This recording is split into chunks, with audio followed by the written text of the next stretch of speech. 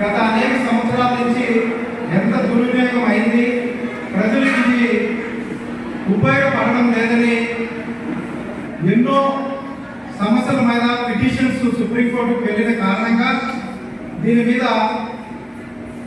పార్లమెంట్లో joint action committee వేసి అనేక రాష్ట్రాలు తిరిగి వీటిలో ఉన్న సమస్యలను గుర్తించి ఈ దేశంలో దాదాపు 31% మంది పేద ముస్లింస్ అట్టడుగు వర్గాల కింది స్థాయిలో ఉన్నారు. వారందరికీ కూడా ఏమి ఫలితాలు అందడం లేదు.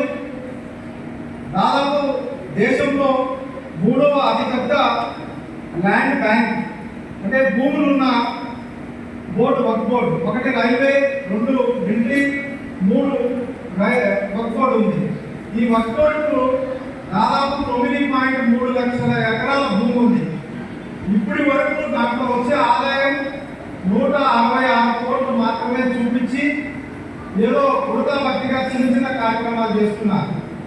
2006లోనే ప్రభుత్వం సత్యార కమిటీ వేసినప్పుడు వారు ఒక రిపోర్ట్ ఇచ్చారు. ఈ 9.3 లక్షల ఎకరాల భూమిని సక్రమంగా మనం వినియోగించుకుంటే దాదాపు సంవత్సరానికి 12,000 కోట్ల రూపాయల ఆదాయం వస్తుంది.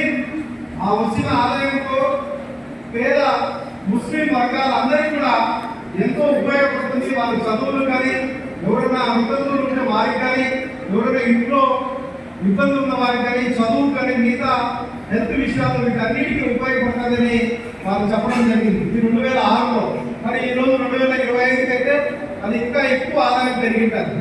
ఈ కొద్ది మంది వ్యక్తుల కబంధ హస్తాల్లోనే ఈ భూమిని పెట్టుకొని తోటి ముస్లిం సోదరులు కూడా వారు అవకాశం ఇవ్వకుండా వారే దీన్ని అనుభవిస్తున్నారు. కాబట్టి ఇది మొత్తం దేశంలో ఉన్న ముస్లిం సోదరులకు, సోదరీమణులు అందరికీ కూడా ఉపయోగపడాలని ఒక చిన్న సవరణ చేయడం జరిగింది. రేపు దీంట్లో వచ్చే ఆదాయం అంతా కూడా మీ అందరికీ కూడా ఆ ఫలాలు అందబోతున్నాయి. దీనికోసం గాను ఒక 22 మందితో జాతీయ స్థాయిలో కమిటీ వేయడం జరిగింది.